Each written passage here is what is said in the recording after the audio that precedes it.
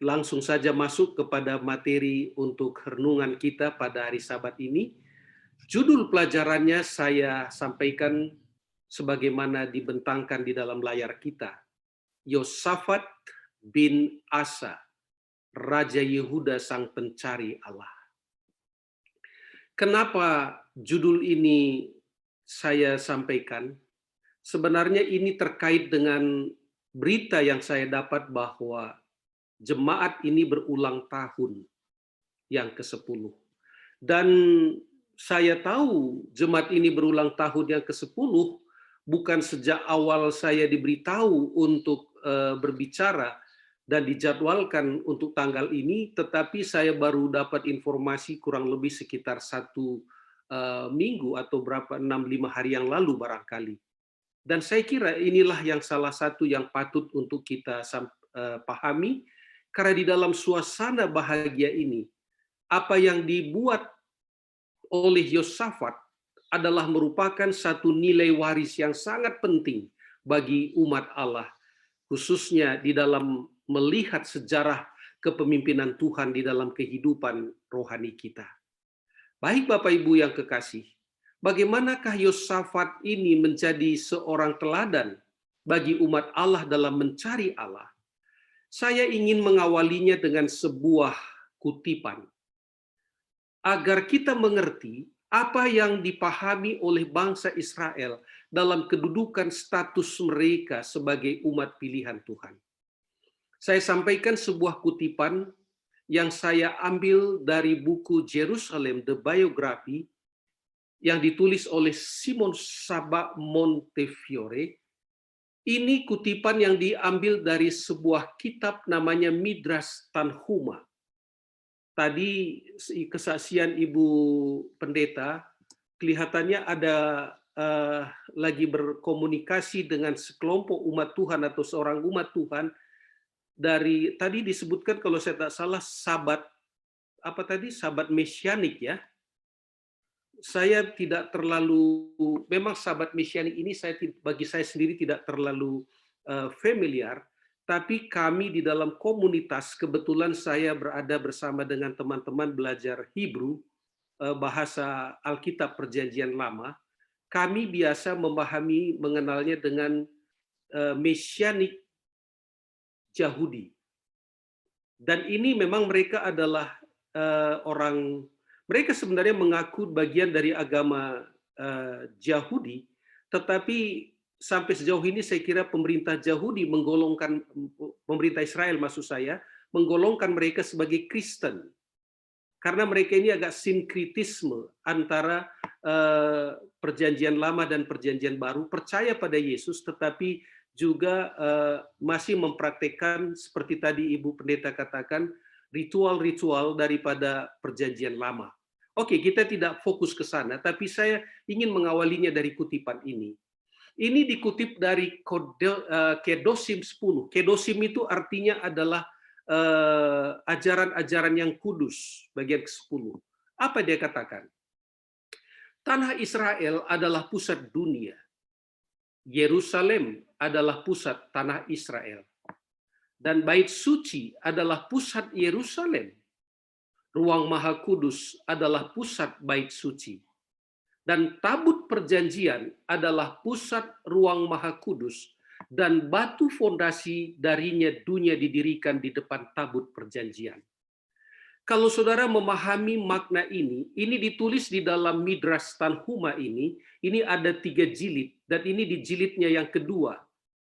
Lalu, ini sebenarnya adalah homili atau semacam khotbah, dan dituliskan di dalam buku ini, atau juga merupakan tafsir, saya katakan mungkin lebih tepatnya itu tafsir. Dan di dalamnya coba saudara perhatikan bagaimana orang Israel menanggapi diri mereka. Bahwa status sebagai umat pilihan Tuhan membuat mereka dan menganggap diri mereka adalah sebagai pusat dunia ini. Dan pada dasarnya itu tidak salah. Karena itulah yang Tuhan katakan. Saudara bisa ingat kembali kepada janji Tuhan kepada Abraham ketika dipanggil dari Mesopotamia dan tiba di tanah Kanaan. Tuhan katakan, negeri ini akan menjadi milikmu dan keturunanmu. tetapi tunggu 400 tahun lagi bahwa keturunanmu akan menjadi budak di negeri Mesir, dan setelah itu akan kembali ke tempat ini, negeri ini kuberikan kepada mereka. Setelah kejahatan daripada penduduk di tempat ini genap dan penuh. Itulah sebabnya salah satu perintah yang diberikan Tuhan kepada bangsa Israel ketika mereka tiba di tanah Moab, persinggahan terakhir sebelum masuk ke tanah Kanaan. Perintahnya adalah binasakan semua orang yang ada di sana bersama dengan sesembahannya. Kalau tidak, mereka akan menjadi duri bagimu. Saudaraku, posisi ini sangat penting. Tetapi pertanyaannya adalah, apakah status mereka sebagai bangsa pilihan berbanding lurus dengan iman yang mereka miliki kepada Allah? Ini pertanyaan penting. Fakta menunjukkan hal itu sulit untuk kita pahami. Ada dua nasihat penting yang diberikan kepada bangsa Israel. Satu oleh Musa dalam akhir atau penghujung dari kehidupannya memimpin bangsa Israel, memberikan sebuah nasihat yang sangat penting. Nasihat itu dicatat di dalam Ulangan pasal 32 ayat 46 sampai 47. Katanya, perhatikanlah segala perkataan yang kuperintahkan kepadamu pada hari ini, supaya kamu memerintahkannya kepada anakmu untuk melakukannya dengan setia. Sebab perkataan ini bukanlah perkataan hampa bagimu, tapi itulah hidupmu. Dan dengan perkataan ini akan lanjut umurmu di tanah kemana kamu akan pergi menyeberangi sungai Yordan untuk mendudukinya.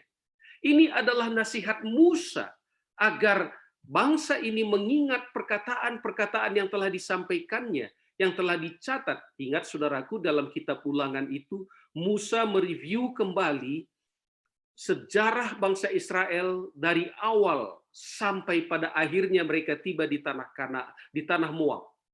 Dan selangkah lagi mereka menyeberangi sungai Yordan dan menduduki tempat tanah Kanaan itu. Lakukan ini karena ini adalah hidupmu dan umurmu akan lanjut di tempat itu. Tetapi apakah yang kita dapati? Nanti kita lihat kemudian. Dan nasihat ini dilanjutkan oleh Yosua ketika dia menerima tanggung jawab kepemimpinan secara estafet, dan itu disampaikannya di Sikem. Sikem adalah tempat di mana Yosua memberikan undi kepada seluruh pemimpin bangsa Israel yang 12 itu agar mereka menempati tempat-tempat yang untuk mereka disediakan. Nasihat Yosua hari itu. Pada Yosua pasal 24 maksud saya ayat 15, tetapi jika kamu anggap tidak baik untuk beribadah kepada Tuhan, pilihlah pada hari ini kepada siapa kamu akan beribadah. Allah yang kepadanya nenek moyangmu beribadah di seberang sungai Efrat, itu maksudnya Abraham. Ya. Atau Allah orang Amori yang negerinya kamu diami ini tempat mereka sekarang berada. Tetapi Yosua katakan, aku dan seisi rumahku, kami akan beribadah kepada Tuhan. Lalu bangsa itu menjawab, jauhlah daripada kami meninggalkan Tuhan untuk beribadah kepada Allah lain. Sudah perhatikan? Status mereka sebagai umat pilihan harusnya berbanding lurus dengan iman yang mereka miliki kepada Tuhan. Dan itu mereka nyatakan di dalam komitmen kepada pemimpin rohani mereka. Dalam hal ini Yosua bin Nun. Tetapi mari kita lihat, apakah yang terjadi kepada bangsa Israel. Saudaraku, sejarah Israel membuktikan bahwa raja-raja Israel terbelah dua dalam kepercayaan. Apa yang mereka lihat dan apa yang mereka perbuat, ini dua-dua pilihannya. Setelah bangsa Israel pecah menjadi dua kerajaan, di selatan disebut dengan kerajaan Yehuda dengan raja-rajanya, dan di utara di beribu kota Samaria adalah kerajaan Israel dimulai dari kepemimpinan Rehabeam, maksudnya Yerobeam. Saudaraku, perhatikan apa yang firman Tuhan katakan. Bahwa seluruh raja-raja Israel hanya ada dalam dua kategori ini, apakah yang di selatan maupun yang di utara. Bahkan di utara lebih parah lagi. Saya hampir tidak menemukan catatan kebajikan di dalam raja-raja yang di utara. Apa yang terjadi? Mari lihat. 1 Raja-Raja 15 ayat 11, ini sebagai satu contoh. Ya, saya kebetulan ambil contohnya Raja Asa. Karena ini, Ibu Pendeta ini adalah keturunan Raja Asa ini. Mereka mengambil nama keluarga dari ini, tempat ini. Ya, kalau nanti salah tolong diperbaiki Ibu Pendeta ya. Ini hanya untuk supaya kita lebih Oke, apa dikatakan? Asa melakukan apa yang benar di mata Tuhan seperti Daud bapa leluhurnya. Ini salah satu kelompok yang mewakili raja-raja yang selalu takut akan Tuhan. Tetapi ada juga raja-raja yang lain. Ayat 3 dari pasal 15 satu raja-raja, contohnya adalah Abiam. Apa dia katakan? Abiam hidup dalam segala dosa yang telah dilakukan ayahnya sebelumnya, dan ia tidak dengan sepenuh hati berpaut kepada Tuhan Allahnya seperti Daud moyangnya. Dan kalau di utara, raja-raja Israel itu melakukan apa yang jahat di mata Tuhan, mengikuti dosa moyangnya yang menjadi pendahulu raja Israel di utara, yaitu Yerobeam. Wah, bagaimana dengan kita? Pertanyaan ini penting bagi umat Tuhan sebagai sebuah refleksi teologis, khususnya saudara-saudara yang berulang tahun yang ke-10 hari ini. Saudaraku, saya ingin membawa kita kepada pemikiran Yosafat bin Asa. Dari dalam 2 Tawarik 20 ayat 20, ada satu nilai yang diwariskan oleh Yosafat yang patut menjadi teladan penting kepada kita, khususnya dalam merefleksikan nilai rohani teologis kita, khususnya saudara-saudara sebagai jemaat di Bukit Zaitun. Ayat ini mengatakan, keesokan harinya, pagi-pagi, mereka maju menuju padang gurun Tekoa. Ketika mereka hendak berangkat, ini mau berperang ini saudaraku, berdirilah Yosafat dan memberikan satu motivasi, pidato kenegaraan untuk membangun semangat. Dengarlah hai Yehuda dan penduduk Yerusalem, percayalah kepada Tuhan Allahmu dan kamu akan tetap teguh. Lalu kedua, percayalah kepada nabi-nabinya dan kamu akan berhasil. Ada satu seruan dari dari Raja Yosafat kepada bangsa ini agar mereka menaruh percaya kepada Tuhan dan menaruh percaya kepada nabi-nabinya. Kenapa Raja Yosafat menyampaikan pidato ini? Latar belakangnya adalah sebagai berikut. Saudaraku, perhatikan. Dalam 2 Tawarik 20 ayat 1 sampai 10, kita mendapati bahwa ada bangsa-bangsa yang hendak menyerang Yehuda. Itu adalah Bani Moab, Bani Amon, dan orang-orang Meunim, dan orang-orang Seir. Ini orang Seir ini adalah pegunungan, ini adalah tempat di mana Esau diizinkan menjadi berwilayah dan diberkati oleh Tuhan sebagai bangsa besar. Ini di sana. Lalu bangsa-bangsa ini ingin menyerang Yehuda. Lalu disampaikanlah kepada Raja Yosafat bagaimana mereka ini telah berbaris dan sampai di sebuah tempat namanya En-Gedi. Di tempat itu bangsa ini telah berkumpul. Lalu apa yang terjadi pada ayat 3 dan 4, Yosafat takut menghadapi bangsa-bangsa ini. Tetapi, saudaraku, ini yang penting. Bahwa sebagai raja yang takut akan Tuhan, dia tidak hanya terpuruk di dalam rasa takut itu, tapi dia mencanangkan sebuah gerakan nasional untuk mencari Tuhan dan berpuasa. Seluruh Yehuda diminta untuk berpuasa. Luar biasa. Saudaraku, ini adalah satu contoh yang baik. Saya melihat organisasi kita sering mencanangkan ini, tetapi apakah ini didasarkan kepada satu motif tertentu atau oleh motif tertentu? Mari kita merenungkannya. Tetapi sungguh Yosafat memiliki sebuah motivasi mencari Tuhan dengan sesungguhnya karena mereka sedang ada dalam satu suasana yang sangat memprihatinkan. Sebenarnya ini juga sangat relevan kepada suasana yang sangat mencekam sekarang. Saya tahu, ya mohon maaf kalau saya singgung ulang-ulang, Ibu Pendeta Asa baru-baru ini 3 kali berturut-turut mengikuti Zoom duka cita oleh karena Bapak Pendeta Lukas meninggal karena COVID. Lalu anak kekasih dari Bapak Pendeta, Ibu Esther Lukas, meninggal 1 minggu kemudian karena COVID. Dan beberapa hari lalu, anaknya yang kedua, Ibu Ruth itu kedua ya, Ibu Ruth kedua. Karena yang saya akrab itu adalah Ellen dan Pendeta Yanto. Anak kedua meninggal minggu lalu. Bayangkan, 1 minggu berjarak 1 minggu, 3 anggota keluarga beristirahat. Dan ini semua karena COVID. Saya kira apa yang dibuat oleh Yosafat, mungkin ini teladan untuk penting bagi kita dan negara kita melakukan itu. Saya sangat terharu dan saya mencoba untuk mengikuti doa nasional waktu itu. Tapi waktunya saya terlalu cepat masuk sehingga saya keluar lagi, tapi saya lupa akhirnya karena jam 2 dilaksanakan oleh Presiden Jokowi.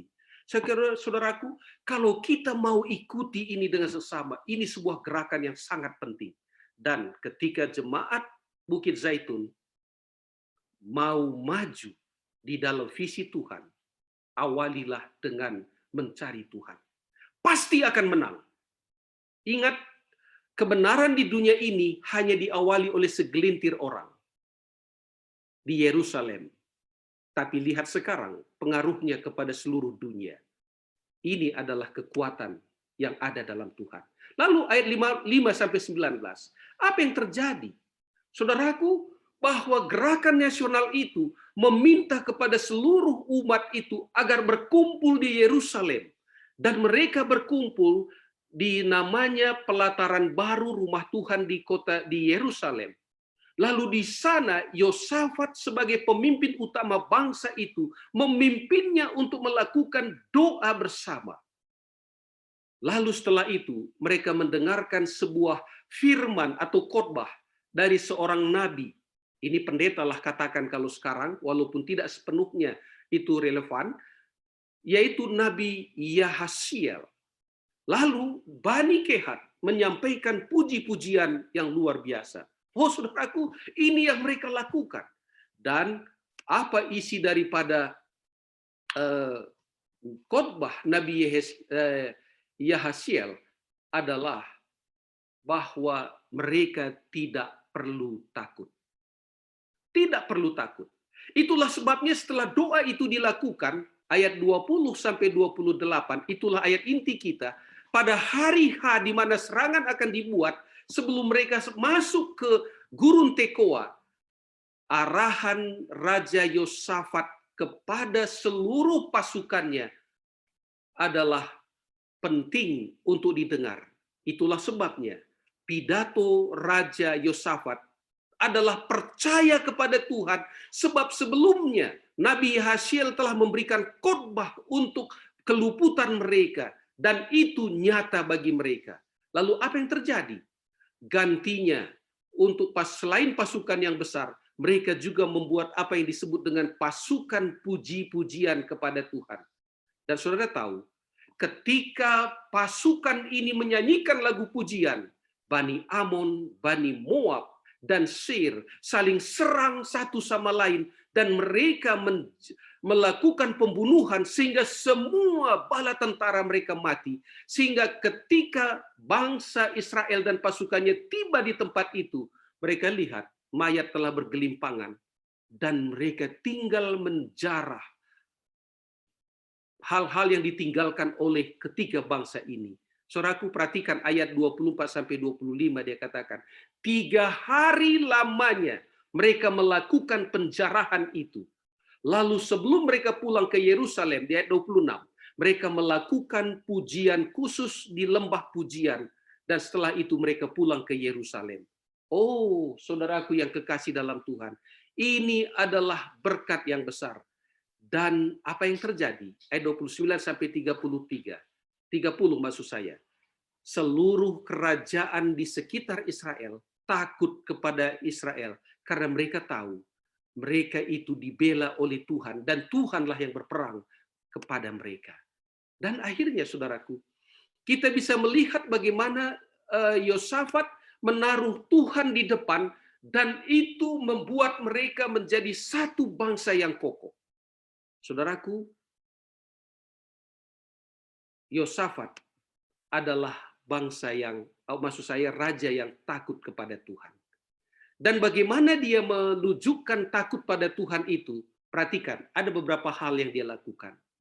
Pertama, Yosafat mengikuti teladan Daud, leluhurnya, dan ayahnya, Raja Asa.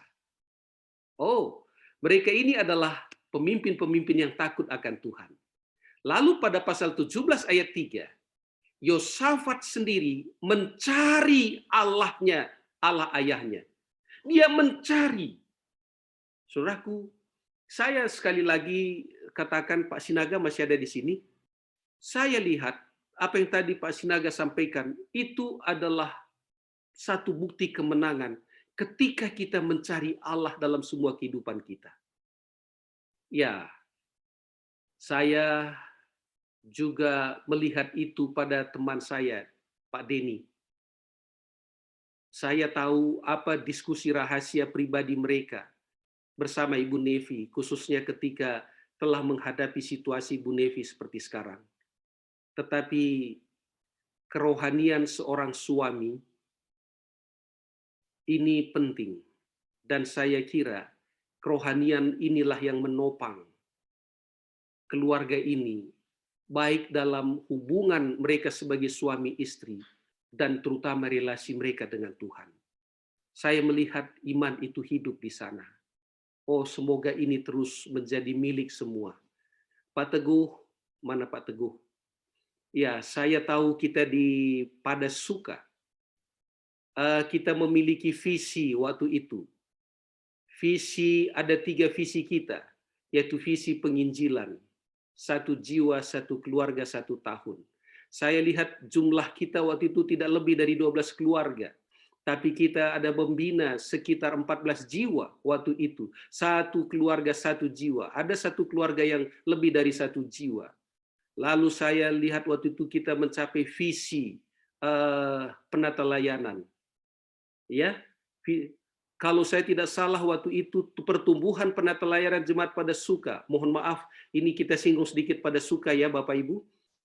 Pada waktu itu mengalami pertumbuhan tertinggi kedua secara persentasi di seluruh Kongres Jawa Barat. Yang pertama adalah pertumbuhan di Cilacap waktu itu. Saya masih ingat. Lalu bagaimana kita merindukan sebuah visi gereja secara fisik. Dan saya lihat setelah saya pergi daripada Suka, saya tahu waktu itu bagaimana pergumulan semuanya. Saya dipanggil oleh conference untuk menggembalakan Unai waktu itu. Saya tahu bagaimana pergumulan Bapak Ibu. Tetapi satu kalimat yang dilontarkan oleh tua-tua jemaat saat itu, apa katanya? Diwakili oleh Pak Lobo almarhum. Apa dia bilang? Mengapa kami berat, Pak, dengan keputusan ini? Oleh karena kami telah melihat visi itu. 6 bulan Pendeta Sembiring menyampaikan itu kami tidak pahami. Tapi setelah kami paham, kami telah melihat itu di depan mata kami. Sekalipun kita berada di gereja kecil, tapi saya sudah melihat gereja itu berdiri dengan teguh. Dan saya sudah melihat jalannya bagaimana. Saudara perhatikan, ini kekuatan. Cari Tuhan. Cari Tuhan. Saya tahu Pak Denny menyampaikan undangan kepada kami di Bandar Lampung. Setelah saya adalah pendeta Lamhot, Setelah pendeta Lamhot adalah pendeta Sagala. Setelah pendeta Sagala ada pendeta lain. Lalu saya dengar visi itu selalu diingatkan oleh Bapak Ibu. Tetapi akhirnya yang menyambut hanyalah gembala yang kelima, kalau saya tidak salah tuh, keempat setelah saya. Dan itulah sebabnya diundang pada ulang tahun Jemaat Pada Suka. Mereka kalian mengundang The Seven waktu itu. Dan kita mendapatkan uang pembangunan hampir 100 juta waktu itu. Saya masih ingat semua. Ini hanya oleh satu alasan, mencari Allah. Ingat dalam kelemahan yang kita miliki, kalau Tuhan berkarya, Tuhan bisa buat ini menjadi mujizat yang luar biasa untuk kita. Saudaraku ingat, di tangan Musa hanya tongkat gembala, bukan tongkat kerajaan. Tetapi tongkat gembala itu bisa melepaskan bangsa Israel dari Mesir setelah 400 tahun dijajah. Tongkat gembala itu bisa membelah laut Kulsum hanya oleh karena mereka mencari Tuhan. Ingat itu. Ingat itu. Jangan pernah menganggap diri lemah dan tidak berguna di hadapan Tuhan. Tapi dalam kelemahan kita, bila kita mencari Tuhan dan Tuhan berkarya, saudara-saudara akan kekuatan yang besar.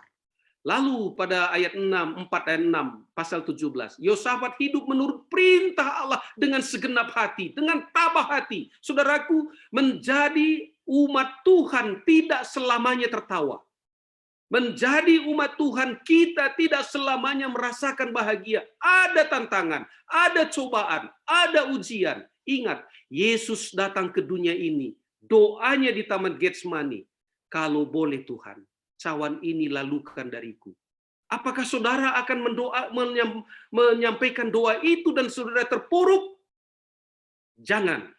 Karena Yesus telah memberikan teladan. Yesus katakan, janganlah kehendakku terjadi, tapi kehendakmu lah yang jadi Tuhan. Biarlah ini doa saudara. Dengan tabah hati mengikuti Tuhan. Setelah 10 tahun dilalukan oleh Tuhan dan saudara-saudara semua dipimpin dengan luar biasa olehnya. Lalu ayat 7-9, Yosafat melakukan kebangunan rohani. Saya ingin saudara catat ayat ini dan saudara buka nanti di rumah. Kebangunan rohani apa yang dibikin oleh Yosafat. Saudara tahu ada sekitar 10 nama lebih yang dibuat menjadi tim rohani yang diberikan oleh Yosafat untuk berkeliling seluruh kota-kota Yehuda. Ada para pembesar, ada orang-orang Lewi, dan mereka mengajari Taurat supaya seluruh rakyat mengetahui apa kehendak Allah kepada mereka. Saudaraku, ini yang dilakukan oleh Yosafat sebagai raja yang takut akan Tuhan, sebagai seorang pencari Allah di dalam pemerintahannya. Salah satu rezim Israel atau Yehuda yang benar-benar takut akan Tuhan adalah Yosafat selain Daud. Lalu pasal 20 ayat 32, Yosafat melakukan apa yang benar di mata Tuhan. Dia tidak menyimpang dari jalan-jalan itu. Saudaraku, apa hasilnya? Perhatikan hasilnya. Kerajaan Yehuda pada ayat 20, pasal 17 ayat 10 dan pasal 20 ayat 29 ditakuti oleh bangsa-bangsa lain. Tidak berani mereka melawan Yehuda. Saudara tahu, sampai 35 tahun lamanya Yosafat memerintah, tidak ada peperangan kepada orang Yehuda karena semua bangsa di sekitarnya takut kepada mereka. Padahal Yehuda itu hanya 2 suku, saudaraku, yaitu suku Benyamin dan suku Yehuda. Sementara di utara ada 10 suku. Dan wilayahnya jauh lebih luas daripada itu. Luar biasa. Lalu apa lagi dikatakan? Bangsa-bangsa lain membayar upeti kepada Yehuda. Ada yang memberi perak. Ada 7.700 domba jantan. Itu tidak dihitung betinanya. Ada 7.700 kambing jantan, tidak dihitung betinanya. Bagaimana mereka sebagai satu bangsa yang kecil dapat menerima upeti seperti ini? Luar biasa. Ayat 12 pasal 17. Yehuda luar biasa kuat. Mereka membangun benteng-benteng dan kota-kota perbekalan. Pahlawan perang gagah perkasa. Di bawah Panglima Adna ada 300.000. Di bawah Panglima Yohanan ada 280.000. Di bawah Panglima Amasya ada 200.000 pemanah. Di bawah Eliada ada 200.000. Di bawah Panglima Yosabat ada 180.000 yang berselengkap dengan senjata perang. Lalu dikatakan ayat 1 pasal 18, Yosafat, raja yang sangat kaya dan terhormat. Inilah buah ketika akibat mereka takut pada Tuhan. Di bawah pemimpin seorang yang takut akan Tuhan dan mencari Tuhan. Lalu bagian kedua, percayalah kepada nabi-nabinya. Ada dua yang harus dipercaya. Percaya Tuhan dan percaya nabi-nabinya. Kalau engkau percaya kepada Tuhan, hidupmu akan teguh. Kalau engkau percaya kepada nabi-nabinya, engkau akan berhasil. Nah, saudaraku, bagaimana Yosafat mempercayai nabi-nabi ini? Kurang lebih kalau saudara mau membaca, mulai dari pasal 15 sampai pasal 20 kitab Tawarikh, ada paling tidak 6 nabi yang disebutkan di sana yang mempengaruhi Yosafat. Satu adalah Nabi Asaria bin Oded. Nabi ini sebenarnya ada pada pemerintahan ayahnya, Asa, Raja Asa. Ingat, pada waktu Azaria bin Oded ini menyampaikan nasihat kepada Asa, Yosafat baru pemerintahan tahun ke-6 pemerintahan ayahnya. Yosafat itu baru berusia 9 tahun. Dan saudara tahu, akibat daripada nasihat Asaria ini, Asa melakukan apa yang disebut dengan reformasi rohani atau keagamaan di Yehuda. Ini dilihat oleh Yosafat. Saudara tahu, ini kan Yosafat masih muda, 9-10 tahun. Saudara tahu, harus saudara pahami bahwa anak raja-raja, pangeran-pangeran raja, itu telah dididik dari sejak kecil. Dan mereka telah diajak sedemikian rupa untuk berpikir sebagai seorang pemimpin. Sehingga usia 9 tahun, 10 tahun, itu adalah usia yang telah dibekali dengan pengetahuan yang begitu banyak. Dan termasuk tentang Azaria, pasti dia tahu. Lalu, siapa nabi kedua? Saudaraku, pasal 16 ayat 7, ada Nabi Hanani. Ini pun masih dalam pemerintahan Raja Asa. Tapi ini Yosafat telah berada di usia yang ke-30. Kalau usia ini pasti dia sudah sangat paham. Apa yang terjadi? Bahwa di dalam pemerintahan ini, Hanani menegur Asa. Karena Raja Asa bersekutu dengan Raja Aram di utara. Dan di situ diketahuinya bahwa mereka akan dilawat oleh bangsa-bangsa lain. Dan itu disaksikan oleh Yosafat. Jadi Yosafat sangat mengerti bahwa bagaimana nabi-nabi Allah ini membimbing mereka dengan benar. Lalu kita lihat nabi yang ketiga, namanya Nabi Mika bin Yimla. Ini Nabi Mika ini sebenarnya melayani di utara, di Israel, di Samaria. Tapi Mika memberikan sebuah nasihat yang baik ketika waktu itu Yosafat sedang melakukan kunjungan kenegaraan ke utara menemui Raja Ahab. Ingat saudaraku, Raja Ahab itu besan dari Yosafat. Lalu waktu dia di utara, Raja Samaria, Raja Israel mengatakan, besan, Raja Yosafat, mau enggak kita berperang bersama untuk melawan orang-orang Aram? Lalu dia katakan, boleh. Tapi Yosafat katakan, boleh enggak kita minta nasihat daripada nabi-nabi dulu? Boleh, katanya. Saudara tahu, ratusan nabi palsu datang ke hadapan kedua raja ini dan mereka katakan, pergilah berperang, kamu akan hidup. Lalu Yosafat katakan, apakah tidak ada nabi yang takut akan Tuhan? Lalu Raja Ahab katakan, ada satu nabi, tetapi dia tidak pernah bernubuatkan tentang yang kebaikan kepada saya dan selalu menentang saya. Saya tidak suka dia, tapi masih ada. Raja Yosafat katakan, tidak apa-apa, mintalah dia datang memberi nasihat. Dipanggil dia, saudaraku, lalu dimintalah oleh tentara yang menjemput dia. kamu harus berbicara sesuai dengan ratusan nabi lain yang berbicara tentang peperangan ini. Dan waktu itu dia berkata hal seperti itu. Lalu Raja Ahab katakan, apakah kamu jujur? Sesungguhnya kamu akan mati. Lalu ketika ditempeleng oleh nabi lain, lalu mengatakan, bagaimana kamu berkata bahwa dia akan mati? Lalu apa dikatakan oleh Nabi Mika? Kamu akan tahu itu ketika kamu sendiri akan melarikan diri dari kamar ke kamar untuk mencari perlindungan.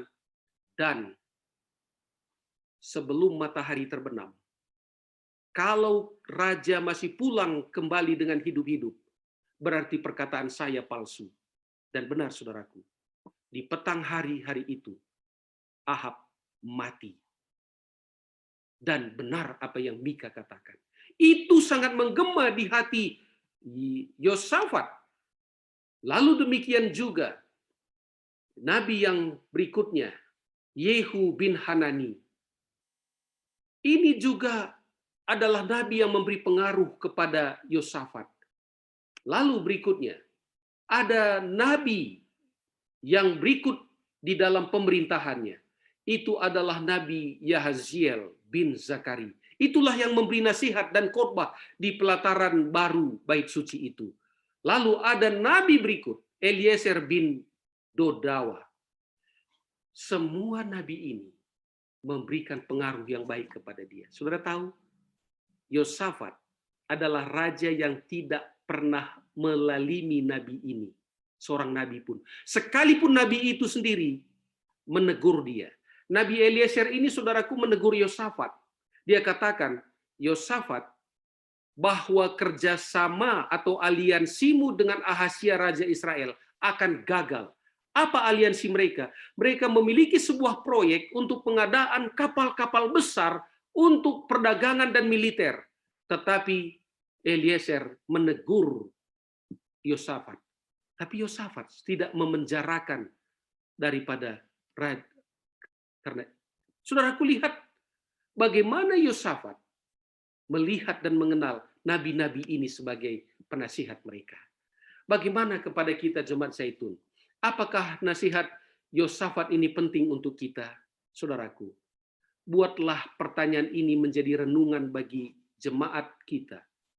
Apakah Anda, apakah jemaat kita menaruh percaya kepada Tuhan dan nabi-nabinya di usia yang ke-10 ini? Kalau iya, saya memberikan satu aplikasi yang penting kepada kita. Dua hal. Pertama adalah bahwa bukti kepercayaan jemaat ini kepada Tuhan adalah bila semua setia kepadanya. Saudaraku, saya ulang sedikit tentang pada suka itu. Saudara tahu, untuk pertumbuhan persepuluhan di jemaat itu waktu itu, saya masih ingat hanya 1-2 orang yang tidak rutin memberikan persepuluhannya pada waktu itu. Setelah kita membuat visi tentang penata layanan. Luar biasa, bukan?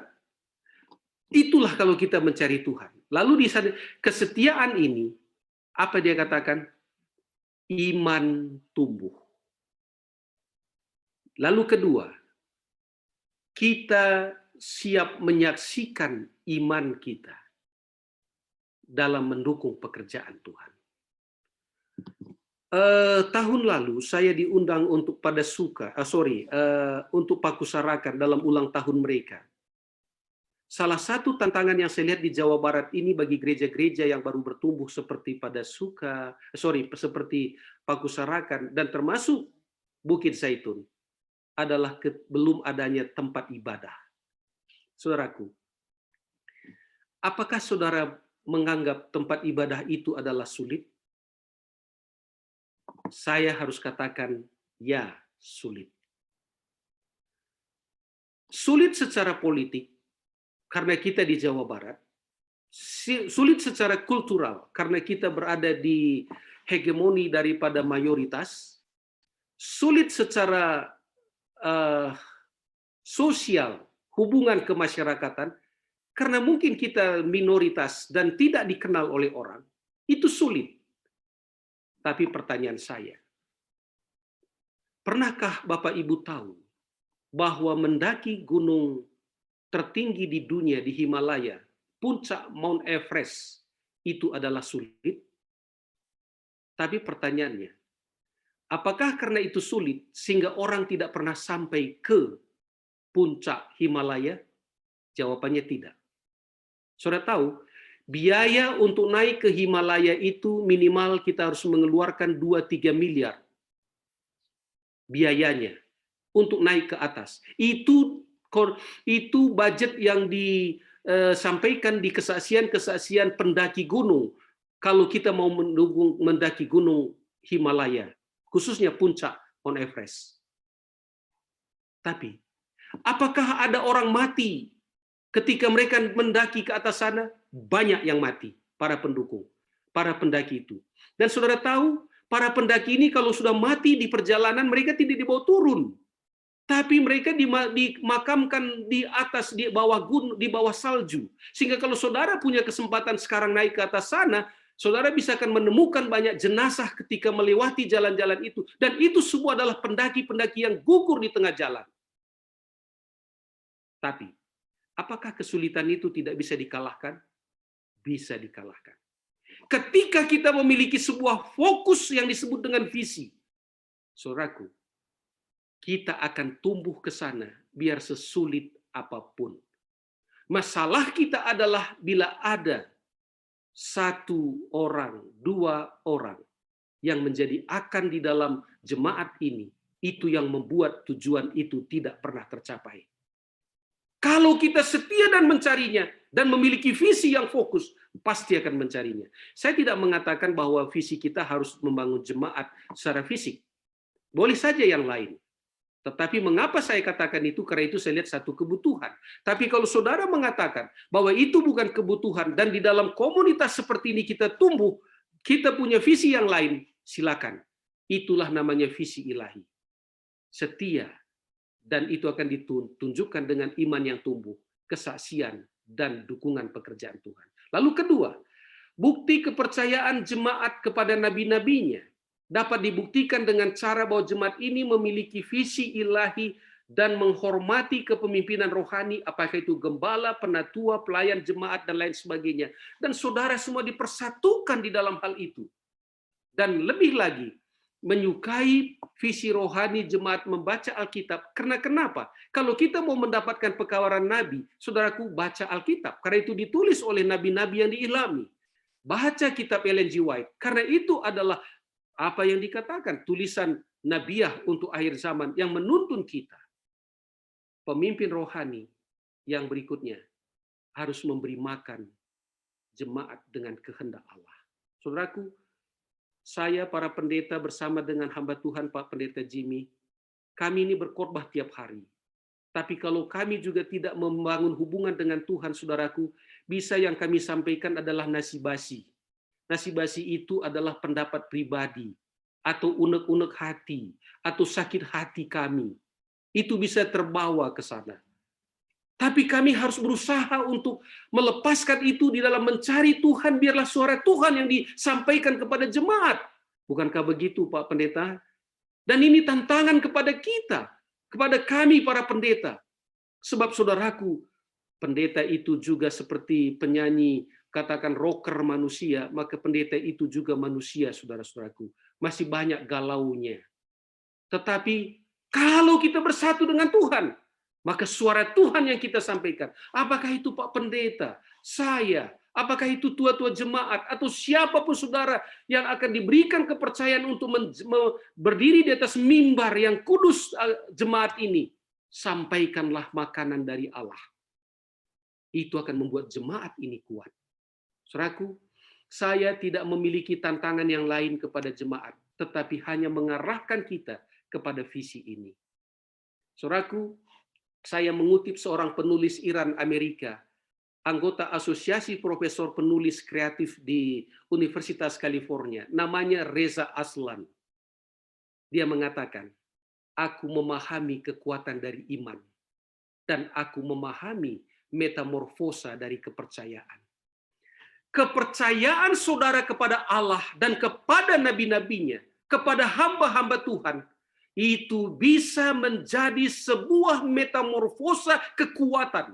Bila mana itu diajak bergerak dari landasan iman yang kokoh di dalam keyakinan dalam Tuhan. Itu kekuatan yang luar biasa. Ingat, dunia ini hanya diawali dengan 12 rasul Kristus. Tetapi semua orang di dunia ini telah mendengar apa yang namanya Kristus. Hanya dari 12 orang. Saudaraku, jangan pernah menganggap diri kita lemah bila Tuhan ada bersama dengan kita. Saya mau akhiri dengan kesimpulan beberapa poin sebagai berikut. Bangsa Israel adalah umat pilihan Allah pada zaman dahulu. Maka jemaat Bukit Zaitun di zaman akhir ini sebagai umat Allah adalah bagian dari Israel rohani dan telah dipilih oleh Allah. Ingat status ini. Jangan pernah lupa. Jemaat Zaitun sebagai Israel rohani seyogianya memiliki kepercayaan kepada Tuhan dan nabi-nabi Tuhan harus berbanding lurus dengan status kita sebagai umat Allah di akhir zaman. Selalu harus lurus. Bukti ayat ketiga, maksudnya butir ketiga. Bukti bahwa jemaat Bukit Zaitun percaya kepada Tuhan akan selalu dibuktikan dengan pertumbuhan iman di dalam Tuhan.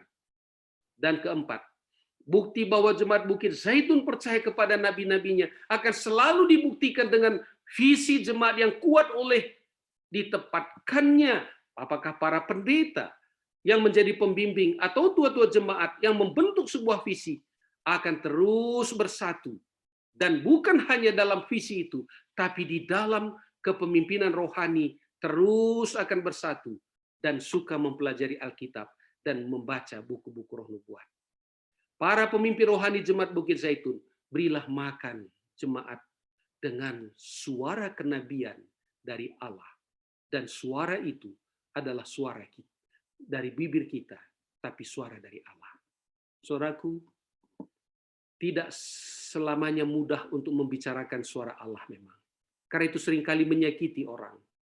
Tetapi bila itu suara Allah, sampaikanlah dengan sopan dan santun, tapi tegas akan menjadi berkat bagi jemaat. Semoga di ulang tahun yang ke-10 ini, jemaat Bukit Zaitun akan bertumbuh di dalam Tuhan, karena itulah menjadi landasan geraknya. Mazmur 71 ayat 5 ayat penutup, sebab engkaulah harapanku ya Tuhan, kepercayaanku sejak masa muda. Sejak jemaat ini diorganisir, sampai 10 tahun, hanya Tuhanlah harapan dan kepercayaan jemaat Bukit Zaitun. Semoga Tuhan memberkati kita dalam sukacita kepemimpinan Tuhan di jemaat ini. Terima kasih, Toda Rabah, Eucharisto, Tuhan memberkati.